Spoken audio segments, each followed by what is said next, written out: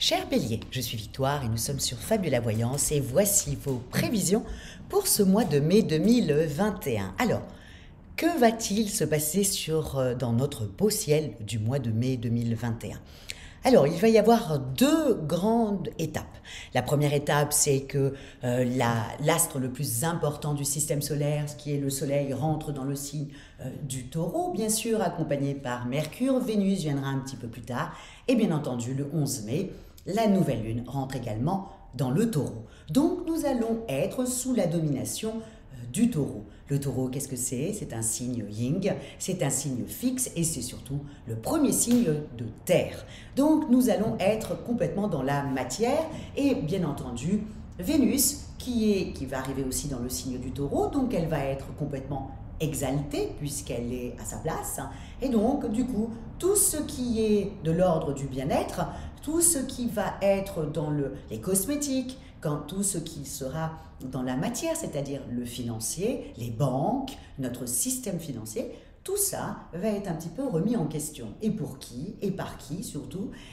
Par Uranus qui lui-même est déjà en Taureau. Donc quand tout le monde va arriver dans le Taureau, ils vont tous se retrouver en face d'Uranus. Donc effectivement, vous allez voir que notre système financier va être un petit peu remis en cause. Tout ce capitalisme-là va être remis en cause. Au niveau des cosmétiques, comme vous avez pu déjà constater, la première chose que les cosmétiques avaient tendance à vendre était le rouge à lèvres. Avec les masques, ça a été la première chose que nous avons éliminée, c'est le rouge à lèvres. Bien entendu, on achète des baumes pour les lèvres parce qu'on a les lèvres gercées avec tous ces masques. Mais à côté de ça, vous voyez, même les cosmétiques sont en train de se métamorphoser. La mode, je ne vous en parle pas. Il y a encore quelques années, il y a encore 2 ans, c'était la course à qui va le plus vite. Aujourd'hui, ce n'est pas le cas du tout. Aujourd'hui, on a plutôt tendance à vraiment revoir sa copie et voir comment on va pouvoir vendre des vêtements en allant sur Internet, tout ça est remis en cause. En fin de compte, toutes nos structures ont été remises en cause. Et là, bien sûr, avec ce mois de mai où tout le monde est dans le signe du Taureau accompagné d'Uranus, effectivement, ça va changer beaucoup de choses. En même temps, nous avons également, ensuite nous avons le 13 mai, 2 jours plus tard après la nouvelle lune, nous avons aussi un autre événement assez fort qui arrive aussi dans notre ciel, c'est Jupiter. Jupiter qui était tranquillement dans le Verseau, maintenant passe dans le signe du Poisson.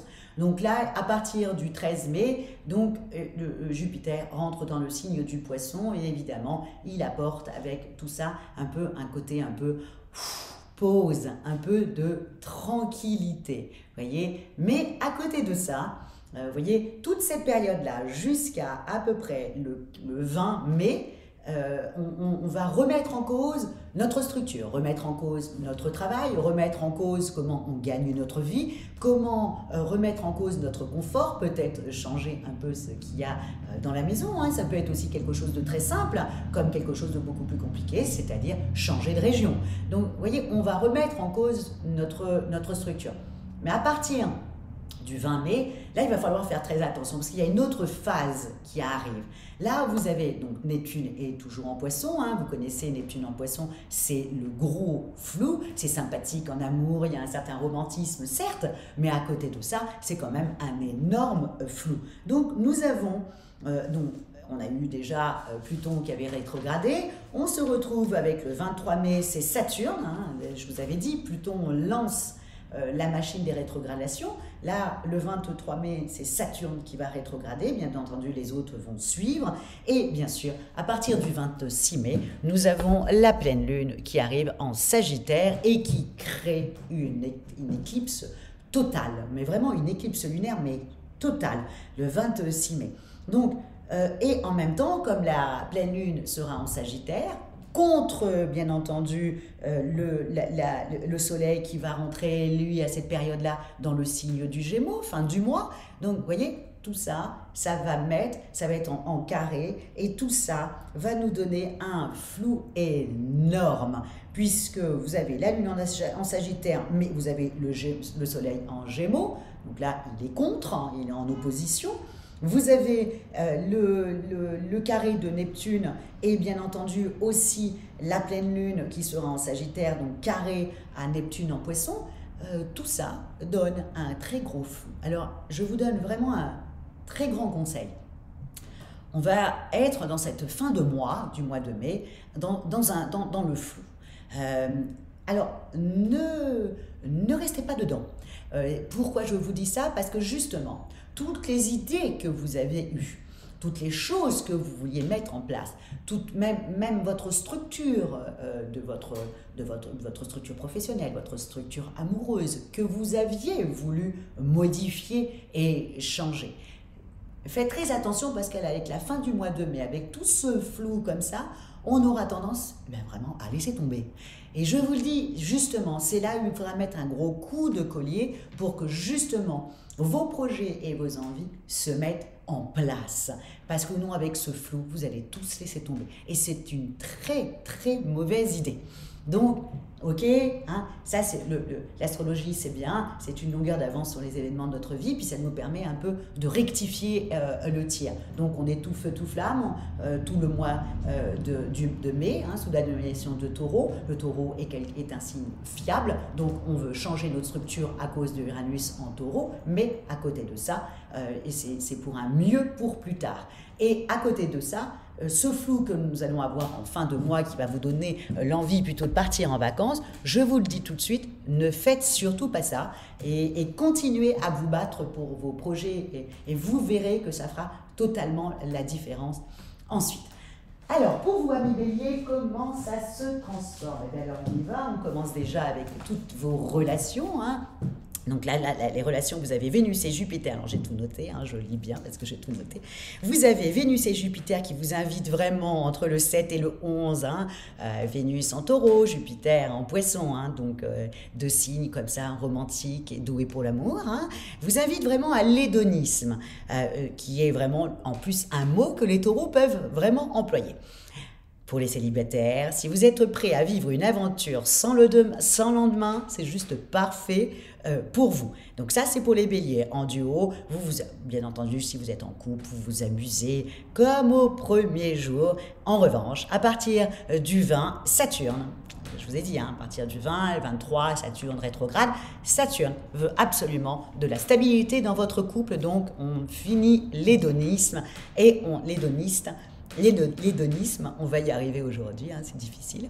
Donc ça sera terminé à partir du 20 quand Saturne va rétrograder.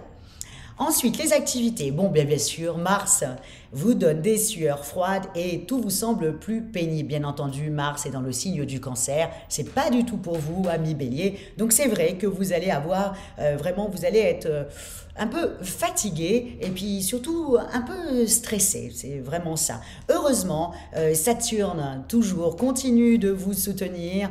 Et si vous cherchez, amis Bélier, un emploi, ça c'est très important, ou si vous passez un concours, hein, la pleine lune du 26 peut vous apporter une très très bonne nouvelle.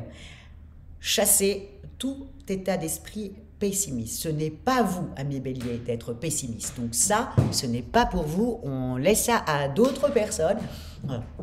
Comme un peu, peut-être un petit peu plus les signes d'eau. Mais pour vous, amis Bélier, c'est pas pour vous du tout, le pessimisme. Donc là, on reprend un peu tout son enthousiasme. Au niveau de votre forme, comme je vous ai dit, Mars en Cancer a tendance plutôt à vous épuiser. Vous essayez de garder la tête haute, mais cela vous coûte, mais vraiment beaucoup. Heureusement que Jupiter, qui arrive dans le Poisson le 14 mai, vous est un petit peu plus favorable. Moins que quand il était dans le Verseau, hein, mais tout ça, un peu, voilà, ça vous fatigue, vous avez tendance à vous inquiéter plus facilement. Amis Bélier, vous inquiétez, c'est quand même le comble. Mais là, voilà, vous allez être un peu dans... C'est le flou, je vous l'ai dit, la fin de mois, le flou a tendance, vous détestez le flou. Vous êtes un fonceur, donc vous foncez, le flou n'existe pas pour vous, et pourtant, ça va être un peu pénible pour vous, amis Bélier, ce mois de mai. Donc, on fait un petit peu attention, hein, d'accord, ok, on fait attention à sa susceptibilité. On fait aussi attention de ne pas laisser tomber, de ne pas abandonner, de ne pas avoir fait tout ce chemin pour rien du tout et de se dire que là vraiment c'est dans le flou et que vous allez laisser tomber. Ça serait vraiment, ami Bélier, une très très très mauvaise idée de faire ça. D'accord, ok. En plus le mois dernier vous avez foncé, vous avez peut-être commencé un nouveau travail, vous avez peut-être commencé, en tout cas le mois dernier vous avez certainement commencé quelque chose. Là on ne va pas laisser tomber avec le taureau. Au contraire, on se pose, on regarde ce qu'on a construit et on continue. Vous inquiétez pas, ami Bélier. Le mois prochain, c'est le Gémeaux et le Gémeaux est votre grand copain. Donc là, vraiment, il faudrait plutôt se poser et regarder un petit peu tout ce que vous avez mis en place et surtout ne pas abandonner et de se dire tiens, je vais attendre quand tout le monde va aller dans le signe du Gémeaux et que ce sera extrêmement positif pour moi. Je redonnerai un bon coup de collier. D'accord, ami Bélier? En tout cas, moi, je vous souhaite un mois de mai extraordinaire, hein, comme d'habitude, hein, ami Bélier. Et puis, si vous avez envie d'une étude personnalisée, quand je parle d'études personnalisées par Fabiola, c'est votre thème astral, c'est votre compatibilité aussi amoureuse. Et si vous désirez une consultation en voyance, hein, en tarologie ou en cartomancie, avec moi-même en privé ou par téléphone, vous n'hésitez pas, vous avez toutes les petites indications en dessous de la vidéo.